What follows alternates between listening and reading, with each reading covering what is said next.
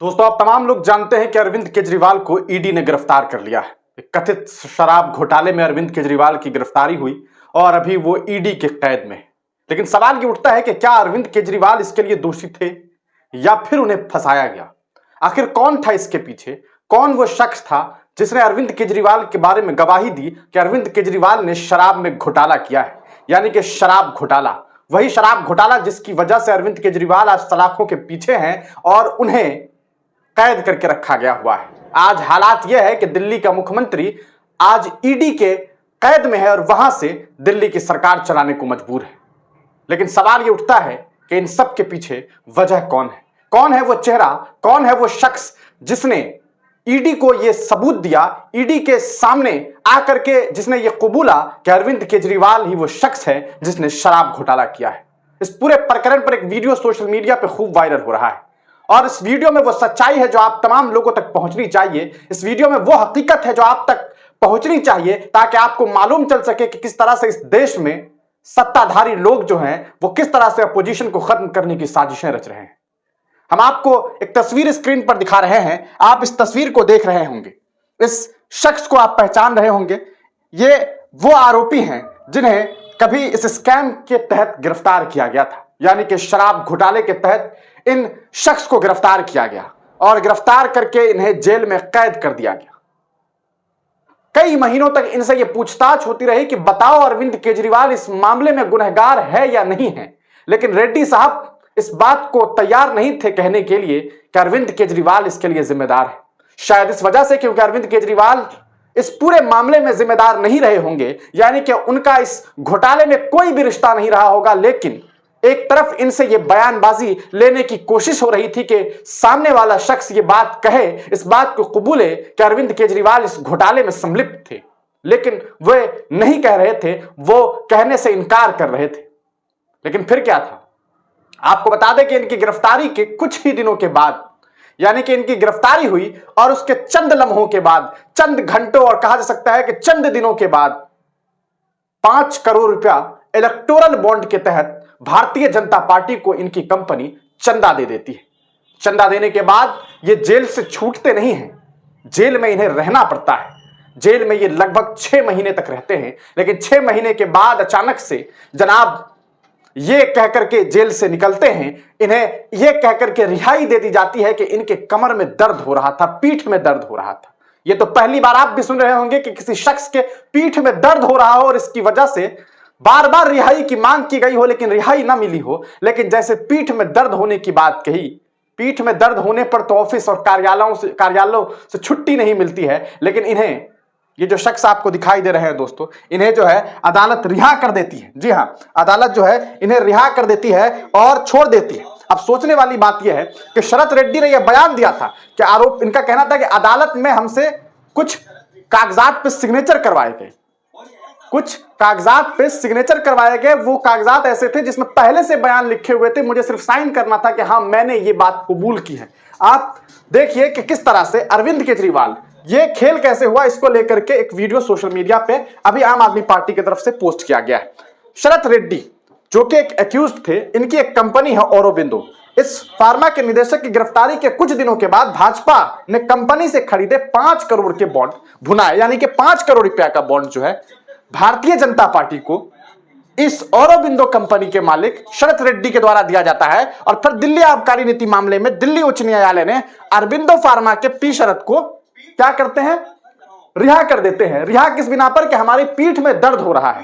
पीठ में दर्द होने से स्कूल के मास्टर साहब को कार्यालय से छुट्टी नहीं मिलती है, लेकिन इन्हें जो है रिहा कर दिया जाता है। यह बड़ी चौंकाने वाली बात सामने आती है। अब उसके बाद ये सरकारी गवाह बन जाते हैं वो शख्स जो अरविंद केजरीवाल का नाम तक नहीं ले रहा था कि केजरीवाल ने, यानी कि अरविंद केजरीवाल ने इस घोटाले में कोई अपना योगदान किया है, योगदान दिया है। वो शख्स अचानक से 6 महीने के बाद बदल जाता है और सरकारी गवाह बन जाता है और कहता है कि अरविंद केजरीवाल ने ही ये घोटाला किया है, वो इसमें शामिल है, और उस बयान के तहत इन्हें गिरफ्तार कर लिया जाता है। फिर एक्यूज्ड इन ₹100 करोड़ दलील लेकर 55 करोड़ रुपया जो है, मतलब 50 करोड़ रुपया फिर ये देते हैं जब ये जेल से छूट जाते हैं। और ऐसे में ये टोटल 55 करोड़ रुपया ईडी को दे देते हैं, मतलब इलेक्टोरल बॉन्ड के तहत जो है, इलेक्टोरल बॉन्ड के तहत ये भाजपा को दे देते हैं। अब सवाल ये उठता है कि अगर ये इलेक्टोरल बॉन्ड के जरिए इतना पैसा दे रहे हैं, गिरफ्तारी होने से पहले 5 करोड़, बाद में फिर 55 करोड़ के आसपास, लगभग टोटल 60 करोड़ रुपया ईडी को, टोटल 60 करोड़ रुपया जो इलेक्टोरल बॉन्ड के तहत भारतीय जनता पार्टी को ये शख्स दे देते हैं, शरद रेड्डी साहब। अब सवाल ये उठता है कि शरद रेड्डी साहब ने जितना चंदा दिया है, इसके बारे में तमाम जानकारी तो आप देख सकते हैं, इलेक्शन कमीशन ऑफ इंडिया की वेबसाइट पर भी आप देख सकते हैं।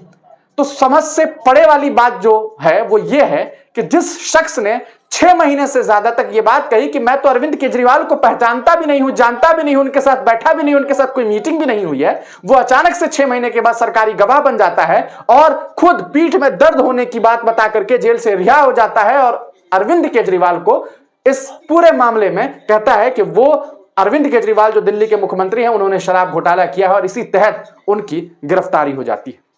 तो क्या आपको लगता है कि शराब घोटाला जो हुआ है उसमें वाकई ये अरविंद केजरीवाल जिम्मेदार नजर आते हैं? क्या आपको लगता है कि अरविंद केजरीवाल की गिरफ्तारी इस पूरे प्रकरण पर सही है? जो शख्स इस बात को मानने से कभी भी तैयार नहीं था कि अरविंद केजरीवाल इस पूरे घोटाले में शामिल हैं, अचानक से ऐसा क्या हुआ कि वो इस बात के लिए तैयार हो गए कहने के लिए कि हां, अरविंद केजरीवाल ने ही ये घोटाला किया है? आप इस वीडियो को देख रहे हैं, ये वीडियो भी सोशल मीडिया पे खूब चल रहा है। हमने भी सोचा आपको इस बारे में बता दें। आम आदमी पार्टी ने इस वीडियो को ट्वीट करते हुए लिखा है कि दिल्ली के तथाकथित शराब घोटाले में मुख्य आरोपी शरद रेड्डी निकला बीजेपी का डोनर। यानी कि बीजेपी को यह शख्स इलेक्टोरल बॉन्ड के जरिए करोड़ों रुपए देता है, जिसको खुद 100 करोड़ रुपए के घोटाले के लिए गिरफ्तार किया जाता है। वो आता है, 60 करोड़ रुपए का चंदा देता है, अरविंद केजरीवाल का नाम देता है, खुद जेल से रिहा हो जाता है और बाद में अरविंद केजरीवाल को गिरफ्तार कर लिया जाता है। क्या ये तमाम चीजें अरविंद केजरीवाल की गिरफ्तारी से लिंक नहीं करता है? क्या यह नहीं बताता है कि किस तरह से अरविंद केजरीवाल को गिरफ्तार किया गया है? अरविंद केजरीवाल साहब की जो भी नीति और कह सकता है कि उनका कार्यकाल रहा हो, लेकिन उनका इस घोटाले में फंसना और इस घोटाले में फंसाया जाना ये लोगों के सामने है, क्योंकि ये बात साफ है कि जिस कथित शराब घोटाले का 1 भी रुपया किसी आम आदमी पार्टी नेता के पास नहीं मिला, उसी केस के मुख्य आरोपी शरद रेड्डी की 60 करोड़ की मनी ट्रेल भाजपा के खाते में चली गई। 50 करोड़, 5 करोड़, 4.5-5 करोड़ रुपए के आसपास, टोटल 60 करोड़ रुपया भारतीय जनता पार्टी को चंदा दिया जाता है केजरीवाल की गिरफ्तारी के लिए। बीजेपी शरद रेड्डी के बीच 60 घाट का मेगा एक्सपोज इस वीडियो को बताया जा रहा है, जिस वीडियो के बारे में हमने आपको जानकारी दी। अब आपको यह तय करना है कि क्या एक शख्स जो खुद आरोपी है, जो मुख्य आरोपी था, जिसके ऊपर लगभग 60 करोड़ रुपए, 100 करोड़ रुपए का स्कैम था, उससे बीजेपी ने 60 करोड़ रुपया कैसे ले लिया? और अगर लिया है तो क्या आपको नहीं लगता है कि इस 60 करोड़ के बदले में शायद अरविंद केजरीवाल की गवाही जो है उस शख्स ने दी है और उसे जेल से रिहा कर दिया गया है, ये कह करके कि शरद रेड्डी के पीठ में दर्द हो रहा है। वहीं पर कई सारे नेता, कई सारे लोग आज जेल में कैद हैं। अगर वो ये कहने लगे कि मेरी पीठ में, मेरे कमर में, मेरे सिर में दर्द हो रहा है, मुझे जेल से रिहा कर दिया जाए, तो सामने वाले अफसर को ये मजाक के अलावा कुछ भी नहीं लगेगा। और इस पूरे मामले में सबसे बड़ा मजाक तो यह है कि जब शरद रेड्डी ये कहता है कि मेरी पीठ में दर्द है और इस बात के कहने पर उसे रिहा किया जाता है, तब ईडी भी इस पूरे मामले में कोई अपना पक्ष नहीं रखती है और वो ये नहीं कहती है कि पीठ में दर्द हो रहा है तो उसकी हम दवा देंगे, इसके लिए हम रिहाई की जो मांग की गई है उसके खिलाफ आवाज उठाएंगे। आप तमाम लोग इस पूरे प्रकरण पर क्या कुछ सोचते हैं, अपनी राय कमेंट सेक्शन में दीजिएगा। अपनी राय कमेंट सेक्शन में इसलिए दीजिए ताकि मालूम चल सके कि आपका इस पर क्या विचार है कि जो कंपनी, जिस इंसान के ऊपर, जिस कंपनी के ऊपर 100 करोड़ रुपए का घोटाला था, उस कंपनी से, उस व्यक्ति से 60 करोड़ रुपए का भारतीय जनता पार्टी ने चंदा उठाया है, इसमें क्या लॉजिक है, क्या मतलब है? अपनी राय कमेंट सेक्शन में देना ना भूलें।